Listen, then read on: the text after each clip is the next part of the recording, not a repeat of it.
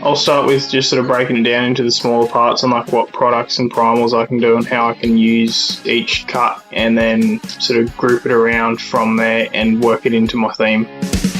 This is the Australian Butchers Guild podcast, brought to you by Meat and Livestock Australia, the podcast for passionate butchers. G'day and welcome to this episode of the Australian Butchers Guild podcast. I'm your host, Doug Piper. Today I'm catching up with a couple of young butchers from Sydney and Queensland. We've got Kai, Dennis and Jayden Hermon. Kai and Jayden have recently been chosen to represent Australia at the World Butchery Challenge Apprentice Competition in Paris in 2025. Welcome, guys. There you go, mate. Hey, mate. Hey, good to see you both again. Yeah, you too, Doug. Yeah, likewise. I got to say, congratulations on both of your performances the other month up there in Queensland for the trials for the competition. I think you both did a great job and well deserved too, you know. So really looking forward to seeing how you guys go in the Butchery Challenge in Paris and next year. Thank you. Yeah, thanks. I suppose, Kai, I'll put it to you first. So what made you decide to try out for the WBC team?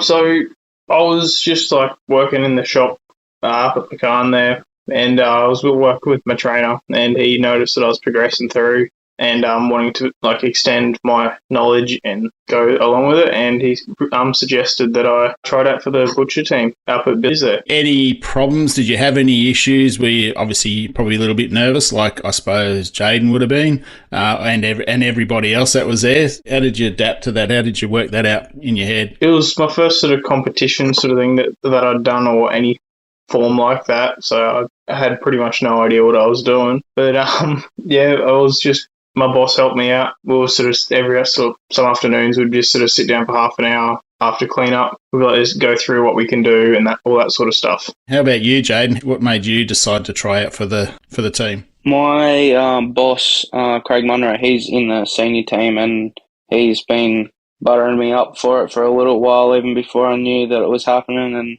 I was kind of umming and erring on the side of not doing it, and then he's like, righto, start practicing, let's go. And then I was enjoying it, so I thought, yeah, might as well give it a go, and gave it a crack, and happened to have a good outcome, I guess. It was good up at Billy's, eh? Yeah. Yeah, well, can't be much better, mate, because you made the team, and yeah, no, that's excellent. Yeah. So did you have any issues along the way? What was your biggest hurdle to I suppose, get your head around competing in front of other butchers and in front of a crowd? Well, I was pretty nervous. I don't do well in big groups of people and that kind of stuff, which I'm going to have to get over going to Paris. But I was lucky enough that Craig came with me to help me along and stuff like that, because Craig and I are pretty close. So I was pretty nervous and worried about it. But once I got started, I was pretty good, and seeing all the familiar faces there from being involved in Craig's crowd and stuff like that helped a lot. It was awesome once we got there. It was a good bunch of boys and girls. Yeah, it was, I think everybody that competed in both the apprentice comp and the young butcher competition on the day, they're a great bunch of guys and girls, everybody that competed. And I think you've all made a little bit of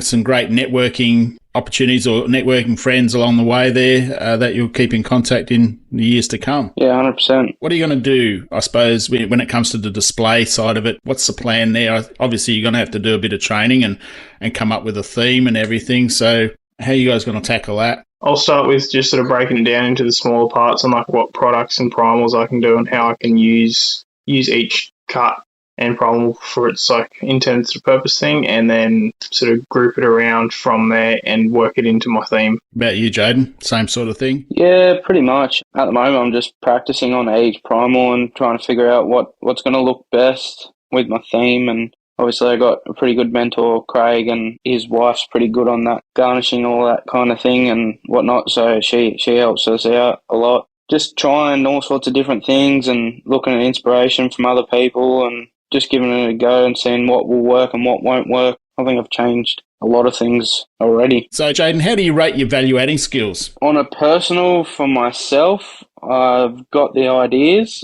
Craig helps me with the ideas, and I kind of just try and put it into play my way, and we'll kind of butt heads a little bit and say, no, do it this way, do it that way. But thinking about the value adds the hard part. Once you got it in your mind, that's the easy, like it gets a bit easier.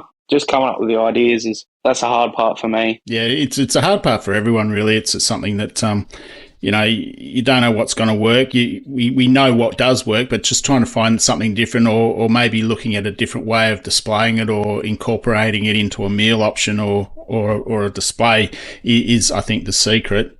So, Kai, how about you, mate? What do you like at evaluating? You do a lot of it in the shop there, or? Yeah, similar to what like both you just touched on.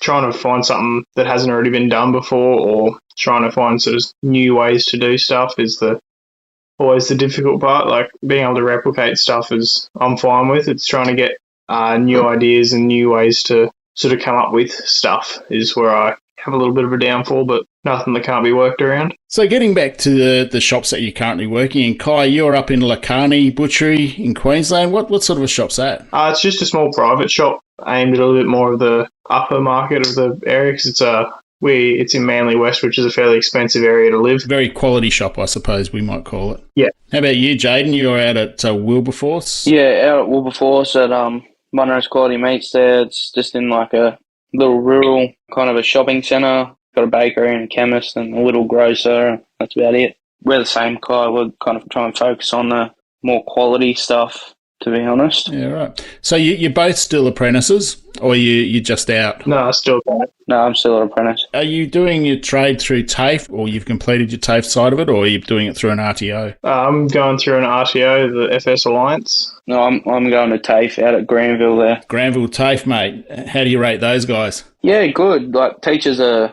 amazing. Kids, yeah, they're pretty good. Like, get along really well with a fair few of them. It's really good, like good environment. They've got an amazing facility there. So, Jayden, did you find anything challenging when you first took on the trade, when you first started your apprenticeship? Yeah, like getting into the feel of the shop with the different people and that kind of stuff, like working with decent sized bunch of people. That was trying to fit in and all that kind of stuff. That was a bit hard for me because I'm a bit of a quiet to myself person. We do decent hours, so that was hard. But other than that, I really enjoyed it. So it didn't take me too long to get into the groove and enjoy it. Yeah. I think a lot of people struggle with the hours to start with, but it eventually becomes second nature. Yeah. How about you, Kai? Yeah, I was similar. I started out at an IGA, so the hours there were you couldn't do more than 38. So when I moved to the shop I'm at now, 6 till 6, it was a big jump, but I've worked through it and I'm loving it now. Yeah, it's a good trade. Working in an independent butcher shop, I think has a lot more advantages than working in a supermarket sort of environment, especially today. You get a lot more opportunities. You get you develop your skills a lot quicker. Yeah, 100%. One of my mates, when I started butchering, he was like, "Oh, I didn't even think of that." And he's just fresh out of school at the time as well. He's like, I'll start my apprenticeship as well. And I've just convinced him again to come to the shop where I'm working at over because he's at a supermarket now. And he's like, so I haven't learnt anything in 18 months. So it's got its advantages, that's for sure, even though it's a lot harder work, but you're going to learn a lot better. That's the way that I look at it. I did my trade in a small shop. I did it in quite a few little shops over the years when I was a lot younger in your age, and yeah, I don't regret it either because you learn a lot quicker. You definitely learn a lot quicker. So what are your strengths in the shop? What do you like to do in the shop, Kai? I like breaking lambs and pigs. I find that fun. Like everybody? Yeah. Butchers can't wait to get the knives on and get into the animals. Yeah, pretty much. What about you, Jayden? I'm probably the same. I'll do it if I have to, like serving and stuff like that. The part that I enjoy the most is all the breaking side of things, the lambs and the pigs and the beef and all that kind of stuff. Yeah, I think I know a lot of guys that have been in the trade for the first 12 months, they walked around with a scrubbing brush in their kit rather than knives because it was, that was the job to learn. Yeah. And that's a big part of it too. Like, you've got to admit, like hygiene. It's paramount. It's so important for young apprentices or for first year apprentices to learn all about that, and then the rest of it comes naturally. I was fortunate. I was in a big shop and we had another apprentice there. I basically took over the scrubbing brush. I took the scrubbing brush from him and he jumped onto the knives. So I had to wait my turn until I got into my chance to get onto the knives after we put on another apprentice after me. So there was a succession plan there. Everybody loves cutting up meat and obviously that's why we do it. But the service part of it, Jayden, mate, You got to love it. It's the best part. I think that's the best part about it, is meeting the customers and getting to know them, because part of the thing about being a butcher is that you become part of their family. That's a big thing that I've noticed over the years. Don't you reckon, Kai? Yeah, 100%. Like, being a small shop, if someone comes in and walks out, it's a bit bigger of a deal, and us being our work area is pretty much the counter.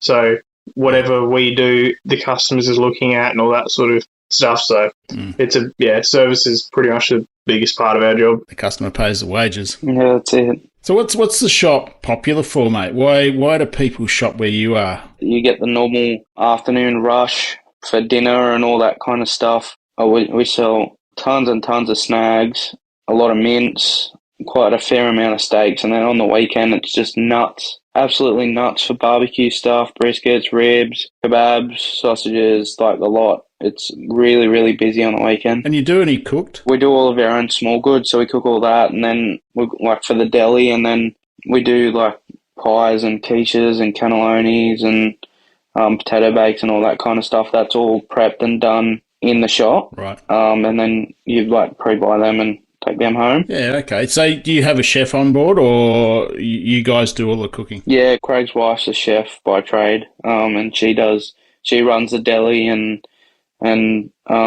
cooks all that. She does like salads and platters and all that kind of stuff, and then she organises all the small goods and we make it all out the back. Okay, what about you, Kai?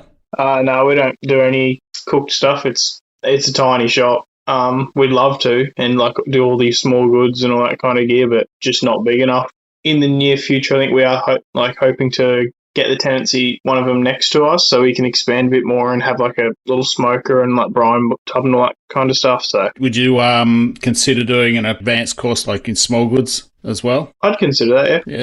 I think it's an interesting part of the trade, because it's something that I think a lot of we've got such a multicultural society, and years ago we used to have a lot of different ethnic butcher shops around the place where they would make a lot of the small goods for their own communities and that. And, we've all tried them, and you love those authentic Greek and Italian small goods that are out there. And that's a big thing that's missing, I think, in the industry is having that authentic flavour, those authentic sort of types of small goods available, because most people go to the supermarket and they buy that primo stuff, the big brands. It's all mass produced and it's flavourless. It's not the best, and they pay it. Yeah, terrible is the right word. But, there's a market for it, isn't there? But to do that, I think, is a big plus, and something that I think a lot of apprentices should look at as an opportunity, or young butchers in general should just have a look at it as an opportunity there for the future and get into that side of it, because I think there's a lot of opportunities out there for that. Yeah, 100%. Jayden, you mentioned that you're doing a lot of small goods out there. Yeah, we're doing we do over 20 kilos of frankfurts a week, all of our own salamis, the corned beef and roast beef, and what else do we do? Devon, mortadella. We do all of our own hams and bacon. It's a big, big effort, but it pays off when people are coming back in and say, where'd you get that bacon, and where'd you get all that stuff from, and makes you feel good and say, oh, we make it here. I suppose, Kai, what would you say to someone who was thinking of taking on a butchery apprenticeship? Definitely do it. It's a lot of fun. If you're not happy with the crew that you're with after joining, find somewhere else, because the boys around you make your trade. So if you're not enjoying the boys, it's not worth it. Yeah, definitely. It's camaraderie and having a bit of fun. It's a good vibe in the shop when a customer walks in there and everybody's happy, because I've been in a number of shops over the years where you walk in there and it just doesn't have that same appeal. Like there's no feeling in the shop. Everybody's very quiet and very reserved in what they say. But you go in. I love going into a shop where the guys are having a bit of fun, and there's always somebody there talking in the background or having a joke or something. It just makes the whole feel of the shop a lot more welcoming. Yeah, like if you were to walk into the shop and be in there for 5-10 minutes and you didn't hear at least 3 people in hysterics laughing, something's up. Yeah. How about you, Jayden? I couldn't agree more. Like, definitely do it. It's a lot of fun. Just got to be not shy of hard work, I guess, and just always have a smile on your face and try and enjoy it as much as you can. And as Kai said, if you're not happy with the crowd that you're working with, don't give up the trade. Like, try and see if you can go somewhere else, because having a good crowd makes it so much better. Yeah, I don't think that you'd have too many issues or too many problems moving around in shops these days, because there's such a shortage of butchers, a shortage of labour in general out there. And, anybody out there that's prepared to give it a crack, I definitely recommend it, because it's a great trade. And it just doesn't stop at the butcher shop, because you can go on to do other things. It sets you up for a career. Get the trade under your belt, enjoy it, have a great time, learn as much as you can, and progress, whether you buy a shop or whatever. Yeah, 100%. So buying a shop, is that on your radar, having your own business, Kai? At the start, I would have said nah, but it's definitely something I'd consider in probably 10, or maybe not 10 years, but like 5-10 years, like after my apprenticeship thing, after I'm sort of definitely set in, learned pretty much all, like not all you can learn, because you can always learn, but like I've got a lot more knowledge, and yeah, I can definitely consider it. How about you, Jayden? Would you take over the Munro shop eventually if you got the opportunity, or go into your own shop? No, I probably wouldn't go and do my own shop. The reason I wanted to become a butcher is to do the mobile kind of stuff, which I've started doing on my days off and spare time and stuff like that. So okay, I would like to go into that full time, but I do enjoy the shop atmosphere, so I'd probably keep that as well. So kind of do both. But I'd rather expand the business that I've got at the moment a bit more than go towards buying a actual shop. Yeah, fair enough. So you're doing home kills?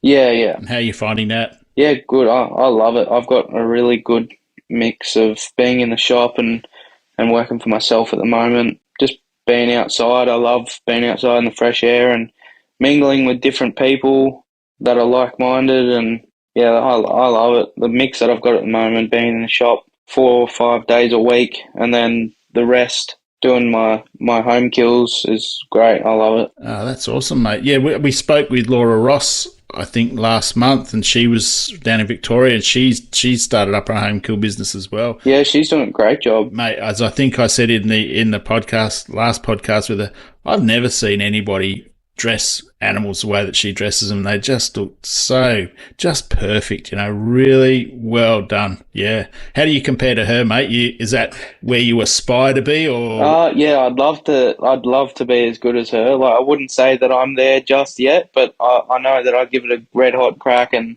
it's not the worst thing that you could look at, but I know I could do better. I like to get to her level would be really good. But I know that I do a decent job of it. Yeah, well done, mate. That's good. So now we're going to get to know you a little bit better. So, Kai, I'm going to ask you a couple of questions about yourself, and you've got limited time to answer it, mate. So we're going to rattle them off. So this is getting to know you.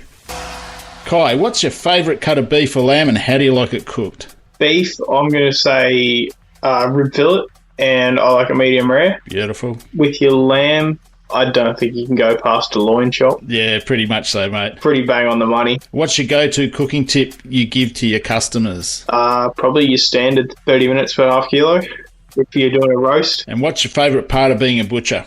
Customer interaction and breaking down the animals and that sort of thing. I love it. And last one, anything you'd like to be better at? I'd like to be better at being able to come up with ideas on what to do with products. I think everyone would like to be a little bit better at that, just have that point of difference. Yep. All right, well done. Jayden, your turn, mate. What's your favourite cut of beef or lamb, and how do you like it cooked? Lamb, probably Scotch fillet, rare to medium rare. Lamb, if you're going chops, same as Kai, loin chops or a nice bone-out lamb shoulder roast. Well, it's coming to that time of the year for those. Yeah. And what's your favourite cooking tip to give to your customers? What's your go-to? I tend to say a lot. Make sure you cook your snags not too hot, because they'll split because they're so fresh. And I like to push the point that everything's so fresh. And what's your favourite part of being a butcher? When the customers come back the next day to get their next lot of meat and say how good that product was, and it just makes such a good feeling knowing that